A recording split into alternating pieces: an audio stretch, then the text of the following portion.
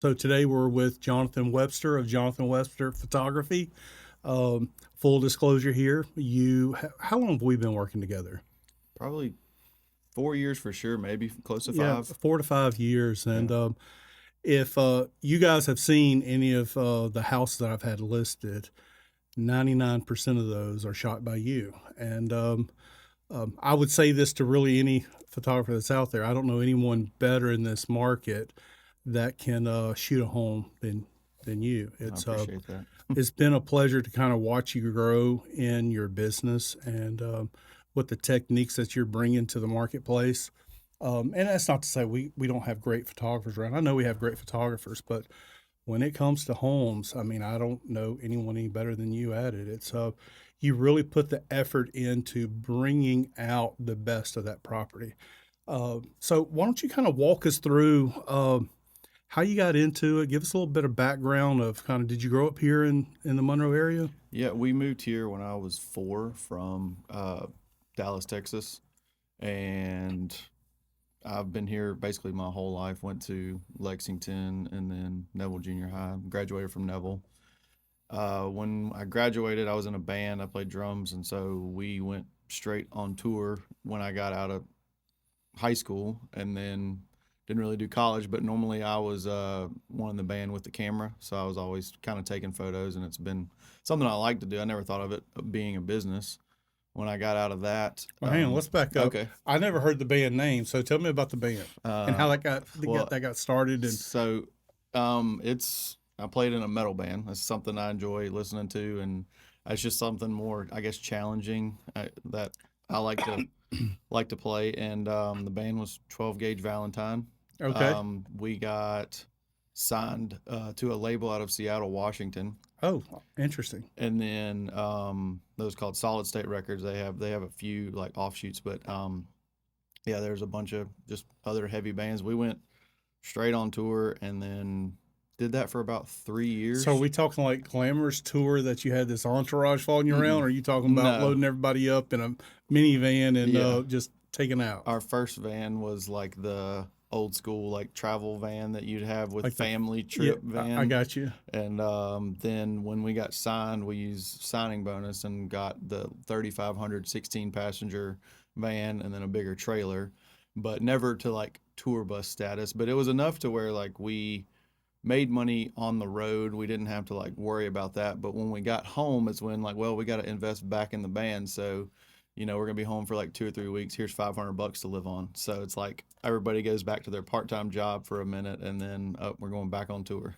So when you started in photography, you were the guy with the camera that you said. Tell me where that interest really kind of took off. I mean, why did you buy your first camera? Was it somebody I gave think you your first, or I think it was mainly just to document kind of what we were doing, but we did, it was, so I graduated in '05, and I mean, I think back then you had the Razor phone in your right? pocket, and then it slowly moved up. I mean, like technology moves so fast through these years, but like it wasn't good enough pictures, so I had like the little like Canon snapshot and that kind of stuff. It was just, I mean, we got to go so many cool places, and so I would just wanted to have a camera with me and document all that. I think before I got that, it was the wind up cameras, and then just like have to print your film and then find out half of them are blurry.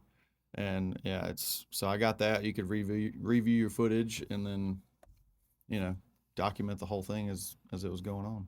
So when you guys were traveling around, did you were y'all an opening act, or was it y'all were headlining? What size places did y'all? So it depend. Like when we were starting out, kind of before we got signed, we did a few tours with bigger bands, and then we would, like, if we needed to keep going and there's no tour or something, we would kind of piece a tour together, and that was more towards like our basis would set all that up. We did have a booking agency when we got a little bit bigger, but then some of those venues you'd go to, you'd have a good pool, but then you'll go to a place that you've never played before. I remember playing in Chicago. There was one, I don't know if this was Chicago. It was in the wintertime and it was up north. We did play Chicago. We had like 5 people there, but it was, I mean, those are like you just kind of use as practice. Like tomorrow will be a little bit different. Right. But then we played in up north somewhere. I remember seeing on the bank sign it said -22, and it was like a Tuesday night on a school night. I was like, why is anybody even putting a show on? But I mean, I think there was like 20 or 30 kids, but it was still just like miserable.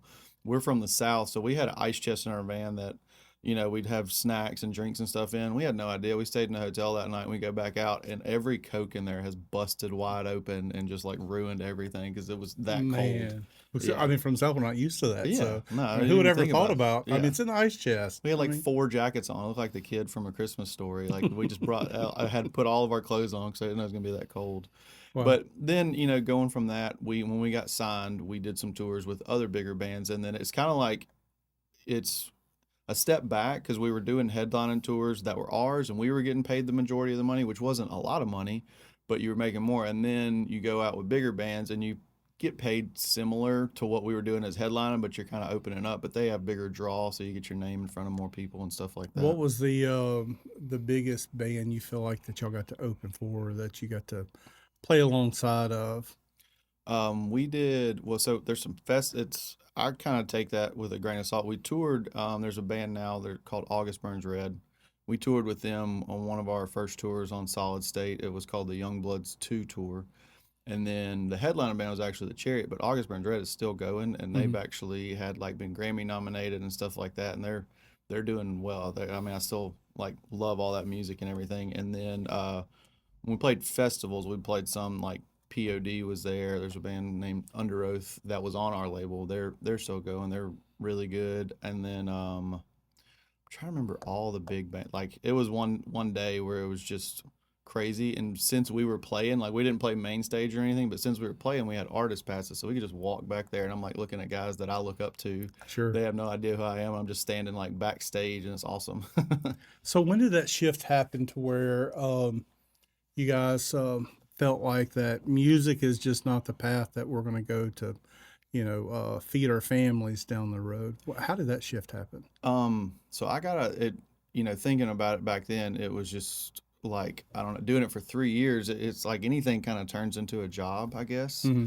It was still, I still enjoyed it, but then I don't know, you would come home from being, I mean, you're probably gone, I would say 6 to 8 months out of the year. And the other friends that don't play are still back here, they're working jobs or going to college and all that kind of stuff. And then we'd get home and you split a little bit of money, which I should have, like, I feel like given if you give it more time you can just see. But I mean, I was 20 years old, so like, my dad was like, you come home, you can work for me and make that amount of money in a week. And you're like, yeah, that sounds amazing.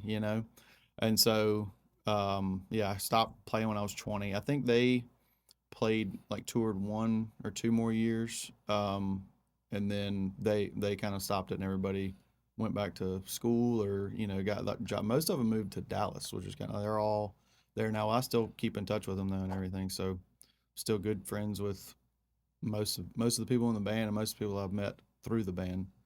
So So you come back home, and I'm assuming you took your dad up on the opportunity to hmm work in the family business.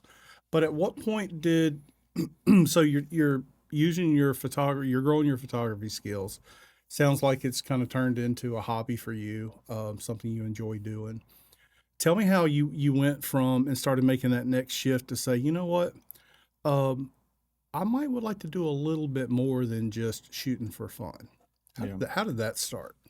Well, so I worked Papa Lock for probably close to 9, 10 years before thinking about photography as a business. I wasn't trying to shoot. I was just photographing stuff. Actually, the first DSLR camera I got is when my first daughter was born because my wife wanted to do pictures. So when I went and found the camera, Canon had just come out with, I think it was called the SL1, and it was their smallest DSLR that they made. This was before mirrorless, because I was like, I'm gonna be toting this thing around, and then I'm gonna have to figure out how to use this. I knew how she was, so I was gonna be carrying this thing. I didn't want something that was massive around my neck, Right. so I got that camera, and then I kind of just started playing with it and getting more and more into it. But still wasn't thinking about it as a business at all. Like we took pictures because, you get a camera because you're having a baby, like most of them, and then that camera goes on the shelf. Well, I just kept kind of playing with it. We'd bring it on family vacations and stuff like that. And then while working Papa Lock, It was fine. I love the freedom of Pop-A-Lock because you don't have to, you can do kind of whatever you want to do until you get a call. You don't have to like sit in an office and wait around. I mean, you could So be it at gave you home. flexibility to Yeah. start testing the waters a Yeah. little. And then, so I just thought, my dad was always like, when I retire, like you can buy this business from me and stuff. And it's a good business to have. Like it makes money. But then, about 9 years into it, I started, we had our first kid and I was like, I want to make more money, but I'm not exactly sure how to do that. And then we were just talking one day because I guess I'd been taking more pictures than we had a second daughter, and I don't know if it was me or Lindsay, that my wife, that said, why don't you try photography like as a business? So when we did that, thought about it, and I did. I had the flexibility with Pop-A-Lock to just try stuff out, but I was like, I got to figure out how to shoot newborn babies and weddings and all that kind of stuff that I wasn't really passionate about. I was like, I know you can do cool stuff, but I'm I don't really like photographing people a whole lot because it's kind of like, especially weddings. Like I was like, I don't want to miss something. I love second shooting Yeah. a wedding with another photographer, and then I just give them my SD card, and the day's over with. But then Yeah, there's got to be a lot of pressure on I mean, you get good at anything, but it's almost like starting a new job every time you photograph a wedding. It's like a yeah. lot of pressure to get everything they want. And then I fortunately have never dealt with like a bridezilla or like a crazy mom or in-law or something, but I know it happens. I've heard like horror stories, and then, Yeah, that and could go south pretty quick, I think. yeah. So let's talk about uh, did you have you had any formal training at this point in photography or editing or anything like that? Not really. Mainly, I mean, school of YouTube, and then people that kind of you look up to or follow on Instagram and stuff like that. Some of them release classes, so you get some of those classes, and you're kind of learning from them. The only problem is like until you meet other photographers or something like that, you don't really have anybody to ask questions to. Right. That was like my biggest thing. Like I'd have a question that they didn't address in this video, and I mean, there's Facebook groups and all that kind of stuff, but I don't know. It'd just be so much easier just to talk to somebody or call somebody like, hey, how do you? I'm not finding an answer to this, You just want to hit that easy button. Hey, Yeah. tell me how to fix it. Yeah, well, I mean, I know with experience, and that's one of the things I guess that was good is like you'd had to learn on your own.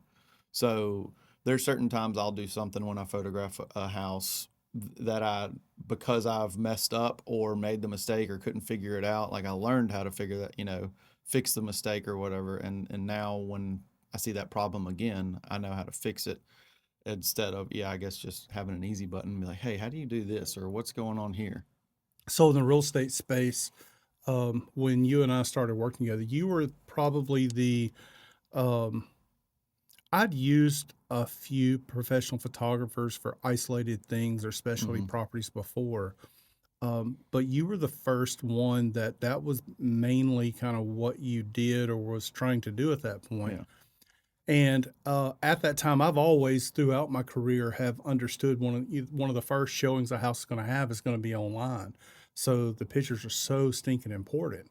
Um, I went for many years trying to do it on my own. We get the point and shoot cameras that have the wide angle lens that doesn't make Hmm. it look like a fisheye, but is able to get more of the room. And we got good at doing that. But I learned that you can be good or you can be great, and trying to be great at all aspects that's in your the realm of the things that you touch is extremely difficult. So when you and I started working together, I was like, man, I found something that is a lot more expensive than what I'm used to, but the quality is so great. I think it's going to help. And although you've come to start working with a lot of different people, leading up to this point, one of the things that I was known for is having quality photos that was out there. Brian, your photos look so great compared to what we're seeing out there on the MLS. And that always made me feel good knowing that I've got quality people that are producing quality product. But the interesting thing or the thing I've kind of really enjoyed is watching you develop. So day one, when we started working together, your photos were better than anything I've gotten before. But man, over the years of looking at you or watching you become a student of your industry, um, just, I mean, just the growth that you've seen and the quality of the work is just enhanced and beyond that. I mean, do you feel like that you've seen kind of that same growth Yeah, with yourself and the quality of work? for sure. Like that's something I enjoy what I do, so I always want to get better at it.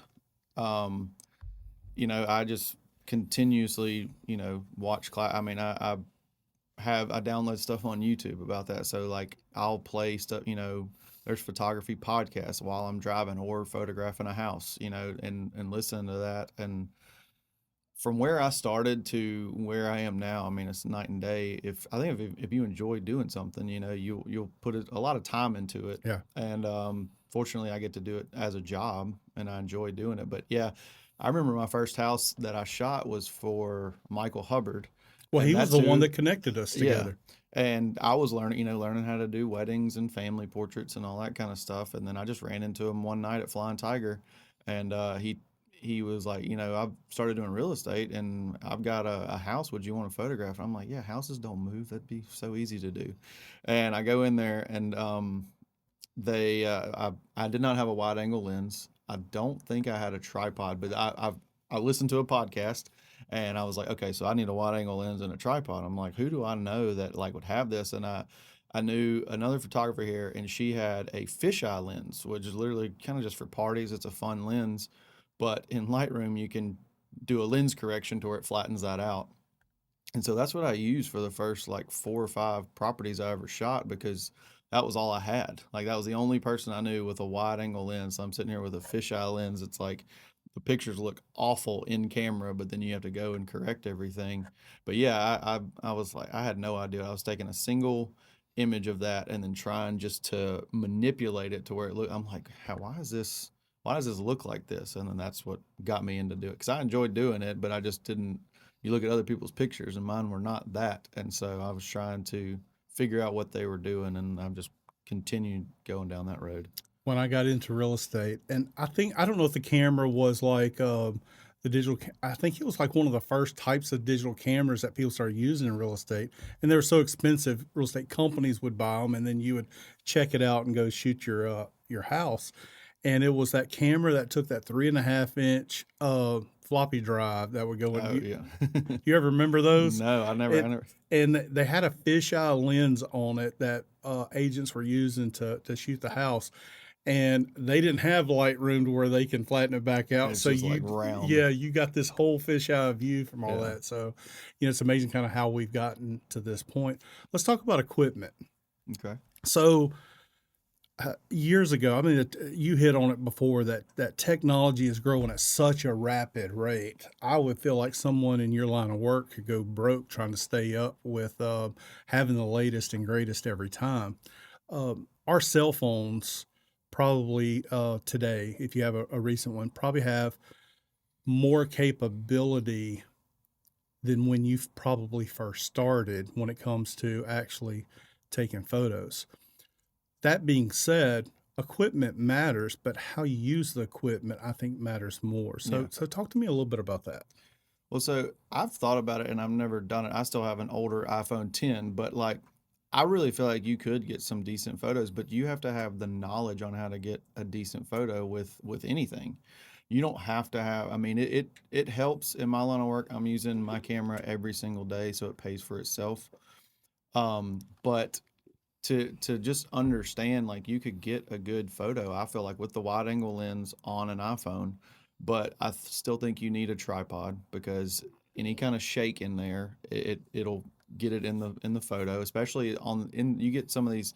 It's when it comes to like a problem. You get some of these houses that you go into, and they might have one light bulb working, Sure. and the shades are broken. And so it's dark in there, and you're trying to hold it with an iPhone, and that flash sees that Hmm. it's dark, it goes off, and it just doesn't, and it casts these weird shadows on chairs and stuff like that, to where if you had a tripod and understood what you were doing, you could take a better photo. But as far as like, I think you can get away with not having the best equipment, and taking good quality photos, but it's just the knowledge that you have to know how to do that. All right. Now let's talk about the editing process. How much does that play into the outcome of the product that you have? Because so you've got excellent equipment that you use. but you don't ever just send me raw photos. You Mm-mm. go in there and you do a little bit of work at that point. So Yeah. tell us a little bit about that. Well, so I mean, editing is, 'cause, yeah, that the raw photo is completely flat. I mean, there's very little color or anything like that in there, but that gives you a lot of room to edit that photo. Like I said, if you're in a dark room and you take that photo and you need to bring up, the light in the room because it's so dark. Some people, I've heard like, man, this house is a lot darker than what I don't bring it up too much, but I want people to be able to see the room, even if the homeowner doesn't have that room ready to be able to be seen. You know what I mean? Like I said, shades being broken, one light bulb. I've shot houses that didn't have power. I have a flash in my I bag. mean, it makes it difficult, but I Yeah, mean, you it got to do what does. you got to do at that point. Well, you know how real estate goes. I might call you going to a house and be like, Brian, there's no power here. He goes, well, the owner had told me there was power, but I guess the tenant canceled the thing, and it's like, can you still, they really want this listed. Can you still do it? And yeah, I got it. That was just another, with the experience that I have, knowing how to do that. It's not fun, but I can do it. And just having a flash in my bag, I'll take a image where, that camera shutters might stay open for 20 seconds to capture light because that house is so dark. And then I'll walk around the room with a flash and flash it and Photoshop myself out. And it makes it look like there's light in that house so they can see. But The yeah, so one of the things I know that you and I had to have a conversation with once is that your work is so great. Let me back up a little bit. The photos that we take as listing agents that we put forth out to the marketplace, we want to show the very best the home has to offer. It's going to be difficult to sell something if we can't get people in. But there's a balance that you have to operate. And we've had the discussion once or twice about you can shoot that house to make it look absolutely amazing by not hitting some of the not so good parts of the house. So we had to talk once about that. I still want you to give me the very best, but we need to make sure it's a true representation hmm, of the house. And that's something I think that over time you've really developed well to where I can still show the house being a quality product and it looks great online, but it doesn't look too great to where people are disappointed when they walk in. Because that's yeah, the thing I've always um, wanted to make sure I stayed away from is that setting an expectation of this, and when they walk in, there's like, oh man, yeah. at that point. So I think you've done a really good job with that, and that's undoubtedly had to been something that you've kind of packed in over the years to learn how to do a little bit better.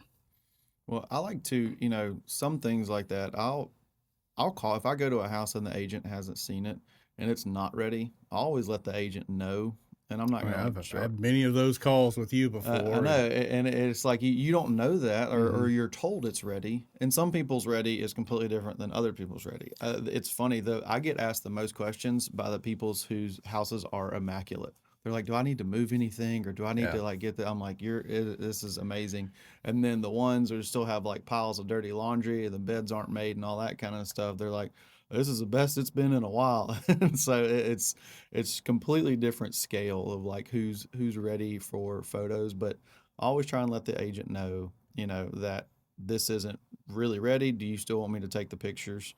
If they say no, I'll come back, and if they say yeah, that's the best it's gonna be. I mean, that's just what you have to do. But I try to not hide flaws in the house. I'll do that. But if there's a dirty pile of clothes over here and the dresser's all cluttered up, I'll just bring the camera in a little bit and try not to show that. It's not a misrepresentation, but like if that house was empty, it would look completely different Yeah, in the no, photo. I completely So, agree with you but on yeah, that. there's.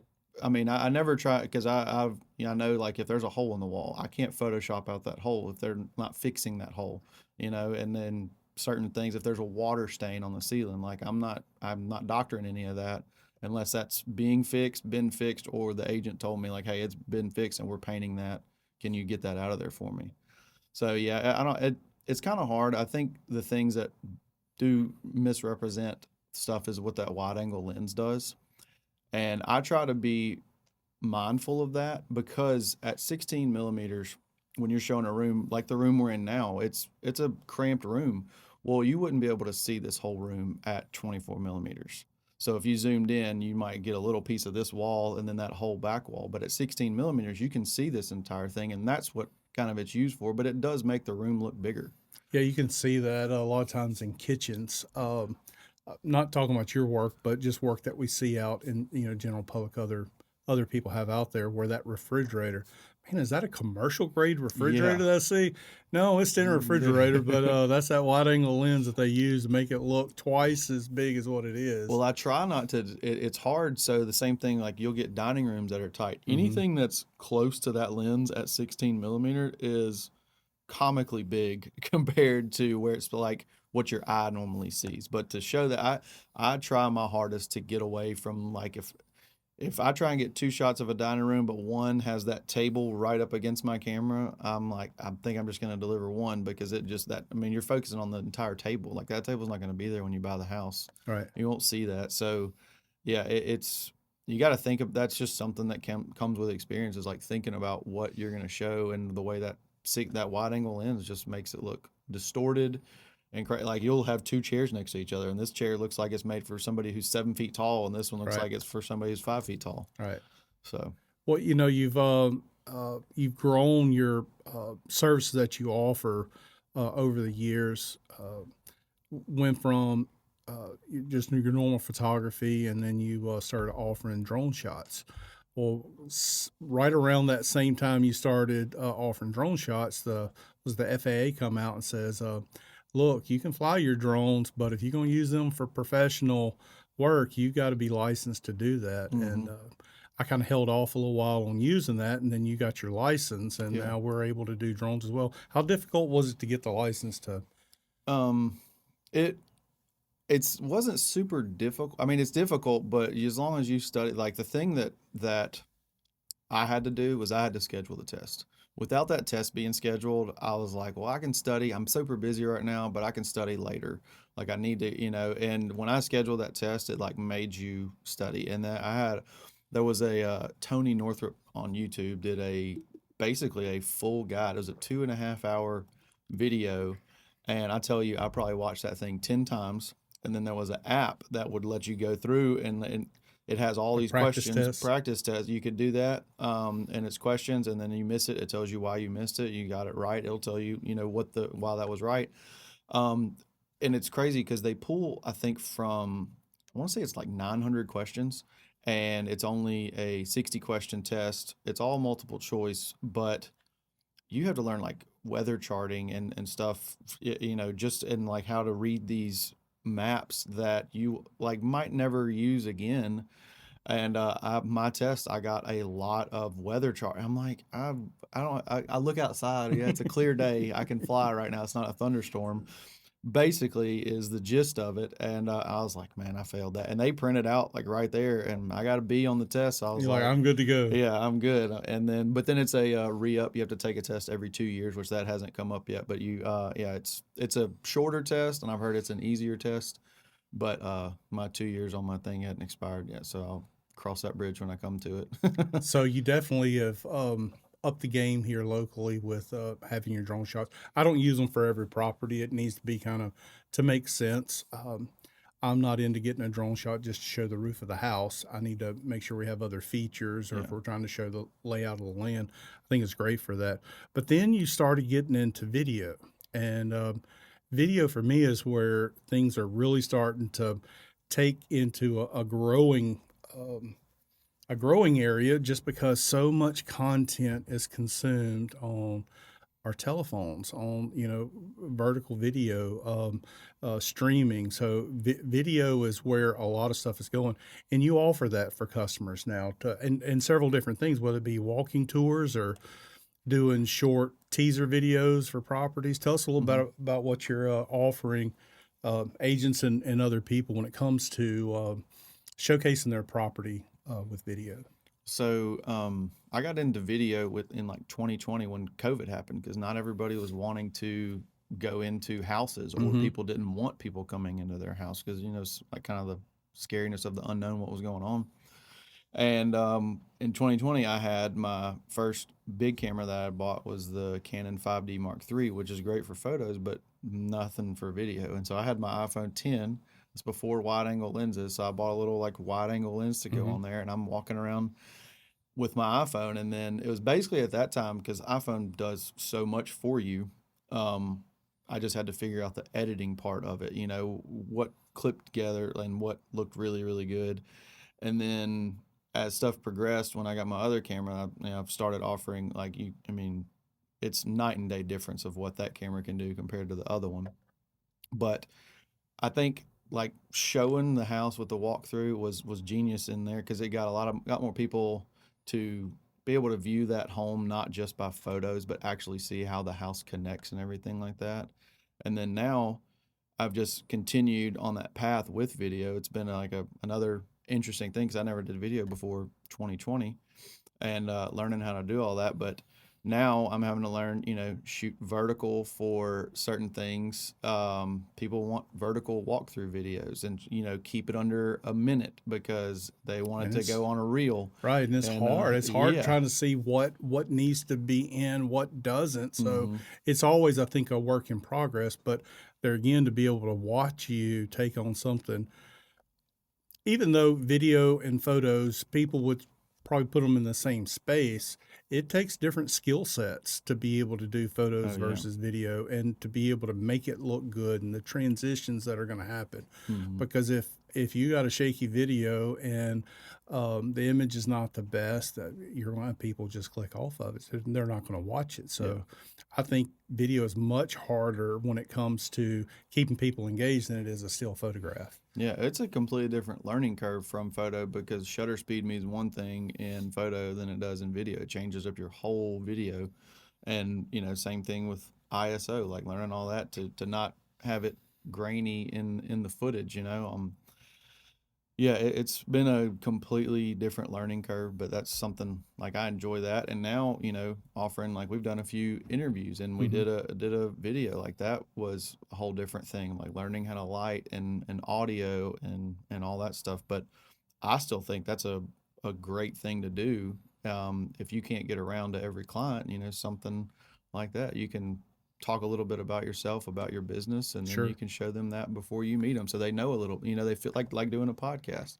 People watch enough podcasts, you feel like you know that person sitting at the No, table. a 100. I mean, it's I don't know, maybe 6 or 7 podcasts that I watch regularly, and I know what's going on in their life because I mean Yeah, they're constantly talking about it. Um, and I'm sure it's got to be weird for them when they they, do meet their fans, yeah, and that fan is like, I know you, yeah. and you're How's your like, kids doing? yeah, and You're like, like, I've never met you. yeah, I've never met you before. Yeah. So I want to get into the business side of it. I've got a very big entrepreneurial spirit within me. I sell real estate for a living. I'm an independent contractor. So um, if we're not performing, we're not eating at that point. So for some people, that can be scary. I know for you, transitioning from stable income that you could predict going into running your own business. Tell me how you made that shift. And I know for you, it might be a little easier because of the setup, but when did you finally decide, you know what, this is something that I'm gonna throw it all in on, and this is what we're gonna do full time. So I mean, I think it's been 3, close to 4 years now when I've been doing this full time without, the second income. I basically, when I was doing Papa Lock, I would call the other guy working West Monroe and be like, "Hey, I have a house to shoot. Can you cover me for like an hour?" And he's like, "Yeah, no problem." And then when I got to where I was like matching my income consistently with Papa Lock and doing that, I still kept working. I enjoy. I mean, it's the same thing. You enjoy providing for your family and making money. And then where I got to, I wasn't even able to like. I'm like, well, I maybe can work Thursday because I don't have any houses. That's when I was like, okay, I'm just gonna let somebody else have, because like basically there, I mean, the pop log was getting done, but somebody would have to cover for me all the time. You have to cover my shift, and then when I just couldn't really do both anymore, or maybe I want a Friday off because I shot so many houses Monday through Thursday, then yeah, that's when I was like, I'm just gonna stop doing the pop lock stuff and focus on this full time. So, what advice would you give um, a young photographer that's like, I really love what I'm doing and I'd love to turn this into a full time gig? What advice would you give them about breaking into their area that they enjoy? Um, Really, I mean, if you can, you know, get enough, I guess, jobs lined up to where you feel comfortable enough to quit a 9 to 5 job, then that's when I think you should do it. I don't think you should do it once you get like 1 or 2 jobs and you're like, wow, I made, more money this time. But depending on how many clients you have and how many um, jobs you have lined up, that's when, or, if you're lucky enough to have a spouse or somebody like that that could, back you for a little bit while you're building your clientele. But it's I know it's hard. I mean, I got very fortunate with how my job was. So I don't know if I had a 9 to 5 job. It's tough because real estate's basically Monday through Friday. A lot of times, a lot of people aren't asking, but I guess if you started shooting on the weekends and then built that clientele up, then you'd be able to maybe quit your, Monday 9 to 5, job. And, I don't Let me ask a question, I guess a little bit different. How did you grow your business? How did you get business? So, you and I, we were introduced through Michael, and all it took was one time, and I was pretty much hooked on you. So tell me how you started building your client base.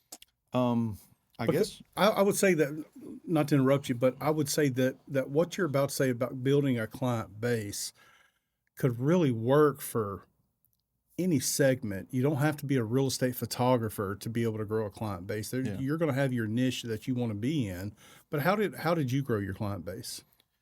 I really think it was, kind of word of mouth. Getting the opportunity to work with somebody like you and, other agents, and then doing a good job and also being easy to work with. You know, I feel like that's a big thing. If you're like, you might like my photography, but I mean, I don't answer your phone calls Yeah. or I don't respond back. And that's a big thing. Man, that matters. That matters so much. And I would say any young entrepreneur would need to hear this loud and clear is that if you want to grow your business, you got to be great at customer service. You Hmm. can't, I don't care where you're at, if you're just getting started or if you're trying to grow, if you're not good at customer service, if you're not easy to work with, people just won't deal with it. Yeah. I don't care how good you are. If you're not great at the customer service, Yeah. They don't want to, they're like, well, I can find somebody that might do okay work, but they're easy to talk to. They answer my phone calls. correct. They get me my pictures, and that, like you said, I've probably lost out thousands of dollars just from honesty, like talking about drone. You're like, hey, I got a house and I want to do drone on it. And I get there, it's a single story house and it's covered in trees. I'll call you and be like, is this something that you really want? Because all you're really going to see is the roof line. We're not going to, it's not going to be a nice, photo and stuff. And then a lot of agents, they'll listen. I've had agents that want everything. They want photos, drone, video. And I get there and the house is a wreck. And I'll call them and I was like, I can get you listing photos or I can come back, but I don't know if this house is ready for a video. Oh, and that's something I have great respect for you on how you run your business. We had reached an agreement to start working together. And when I say agreement, it's just kind of a plan. Hey, this is kind of what we're charged, and but the house gets here. If it's out of here, it's the fees are going to have to increase because your cost is going to increase. You're going to Hmm. be at the property longer. You're going to have to drive further to get to it. And we got to a point to where I just told you, Jonathan, you don't have to call me anymore. We have a good enough relationship that I know that you're going to steer me in the right direction. So we never talk about when you have to increase a fee. It just Yeah. pay the bill when it comes in because the quality of work, you're easy to work with, you are reasonable on your fees, which is a great combination for business growth Hmm. overall. I mean, I think any type of small business, if you're not focused on the relationships, you're not going to have the business or you're not going to maximize what the business can do for you if you're not focusing on customer service and building relationships. Would you agree with that? Yeah, totally. Um, so, where do you kind of see your next area of growth? Where do you see, what are you working on trying to improve now? Um, I really want to get better at my video stuff. The only problem with that is I've been so busy with real estate, which is a good, it's like a catch 22. It's a good problem to have. We've been, photographing a lot of houses and stuff like that, but to kind of grow, video takes so much more time, like the video we did. It's Sure. not, I mean, video in a house is one thing, but having like sit down interviews and learning how to do, write scripts or help steer somebody in the right direction when they're like, I want to do a video for my business, but like, what do I need to do? And there's people out there, I watched Gerard's episode. I mean, there's people out there with so much more experience and just learning from that kind of stuff. Like it takes time to understand all the ins and outs. Where I feel like photography is, it's not black and white, but it's kind of black and white. Like there's things you're supposed to follow. There's this, and to video, there's so much more of a broad spectrum, so much more creativity you can have. I mean, you can be very creative with photography, but as far as real estate photography goes, you kind of need to show it in a certain light, and you're Correct. not going to make it artistic looking, super moody and stuff. That's what, like, it's not really what realtors want, unless you get one realtor who's like, I want weird, crazy photos, which I haven't met one yet. So, but yeah, I think growing more on the video side, and I'd like to try and get some different types of drone jobs. Like I photographed some stuff for Shinny Drew water system. I thought that was kind of cool. And then there's crazy stuff you can do with like infrared drones, like Hmm. they do, mapping and all that. And that's super interesting to me. Yeah, I watched a video last week on lidar technology where they were going using a drone with lidar, basically mapping out a property, the elevation levels and Yeah. and all that stuff. So technology is definitely growing. One of the things that really kind of surprised me when you and I were doing our some of our sit down interview type stuff is just the amount of time, for the little bit of time it takes to sit down and make recordings. That editing time is really where the I don't know, the bulk of the time comes in. Hmm. Would you agree with that? That As editing far, you can get kind of, and then when you start doing that editing, it's being able to find that balance of saying when is enough on the yeah. editing, so you're not just constantly trying to critique every little thing. Yeah, I'm bad about that when I'm doing like my own video, like family. Like I'll sit there and record stuff, at the beach or family trips and stuff like that. And I'll have, I mean, I've recorded some video stuff on Christmas, and I haven't even like got to look at it yet. But some stuff that I've done, I'll sit there and just go over and over. I'm like, do we really need that? Well, I'm like, well, it's my kids growing up, so I'm just gonna leave that in. I'll have like a 15-minute video. But yeah, the editing part, until you get good enough at it, it does take a lot longer than the filming part. And I'm still there where I can go through a house and edit it pretty quick, but when it's something to be more creative Hmm. on and stuff like that, I take more time and then I fine tune it and then go back and I'll watch it 5 or 6 times. I'll have it put on my phone and I'll watch it like before I go to sleep. I'm like, I don't really like that part, and I'll go back and fine tune it a little bit more. And it takes up a lot of time if you're doing it like that. But then you have these other elements you have to add in. It's not just the video; it's in a lot of cases it's audio Hmm. that you're recording, because if the sound ain't great, people will tune it out. I mean, Oh yeah.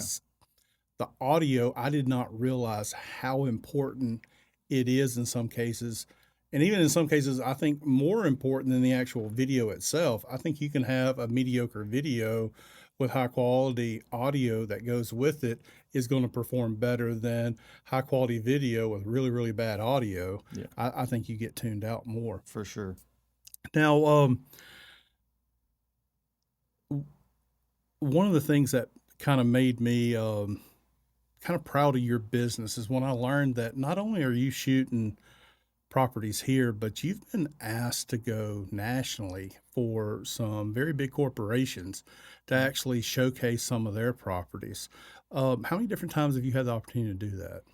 Which I Um, think is a huge compliment to you to get to do those types of jobs. yeah, I've gone out, I mean, out of Louisiana. I think it's been 4 times now. Some did some in Arkansas, and then I've gone to Oklahoma for Intermountain. They had a couple hotels up there that I was honored to go shoot for them. I mean, they could hire someone locally, no problem, Mm-hmm. but they just believe in the work that you do and just sent you up there to shoot the changes that they've made to showcase their property. And I just, man, thought that was one of the neatest things. Yeah, it's a different experience, and it's something I'd like to do more of. The thing that I have to figure out how to do is I was very fortunate at the time they needed me to go. I think I left on like a Sunday when I normally don't shoot houses, and came back on a Tuesday evening and didn't really miss it. I was able to, everybody that needed a house shot was able to wait, Wednesday, Thursday, Friday. But getting busier as I am now, like if I had to do something else like that, finding, an employee that's, trustworthy, that can get the job done and deliver the same quality that everybody's used to with that. Right. I know it's kind of that balancing act of, Yeah. is it time to grow the business now or is it not? And sometimes you don't want to find yourself in that position to where you should have tried to grow the business or leverage, a year ago. Now you're kind Mhm. of behind the eight ball and kind of having to turn down jobs just because you just Yeah. don't have, there's only so many hours in a day to make things happen. Yeah.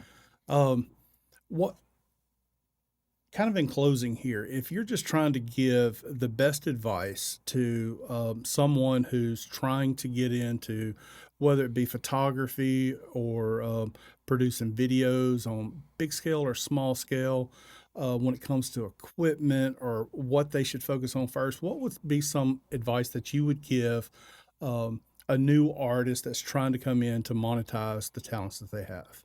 Um, Man, really, and I know it's boring, and I really feel like it's knowledge. If you might not have the best equipment, but if you have a little bit of money to spend on something that like you want to learn how to do very well, so that way when you do get the job, you have that knowledge to know how to do it. You can. I mean, it takes so much, like things I've learned or things I've watched when I've come up on a problem.